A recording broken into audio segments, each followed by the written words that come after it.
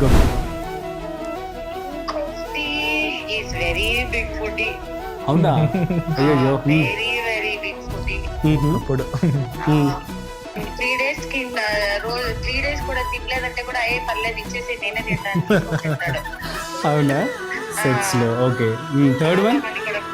అవునా? Third one ఏంటి? పెళ్ళెప్పుడన్నా అడగండి. అడిగేసాను ఆల్రెడీ. ఇంకా చూస్తున్నారని చెప్పారు. నేను దానికోసం నేను కాల్ చేసి అడుగుతుంటే నువ్వేంటి ఆన్సర్ ఇవ్వలేదు కదా, అక్సెప్ట్ కూడా చేయలేదు కదా. అది అడిగినప్పుడే నాకు ఏమైందబ్బా ఇక్కడ ఏదైనా సైకియాట్రిస్ట్ దగ్గర చూపించాలా అనిపించింది. అయ్యయ్యో! Super. Because we are very good friends. Yes. Yeah. Very supportive. Okay. One question ma'am. So మీరు సీరియల్ చేస్తున్నారు, మంచి రేటింగ్ వస్తుంది. సడన్‌గా తను సిక్ అయ్యి రాలేదు కదా, మానేశారు. ఆ టైంలో మీరు ఎలా ఫీల్ అయ్యారు exactly?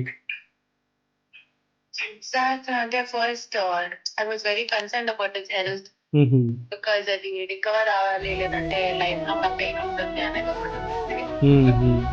So felt bad. Okay. But మళ్ళీ తిరిగి వాపస్ వచ్చినప్పుడు గుడ్ అగైన్.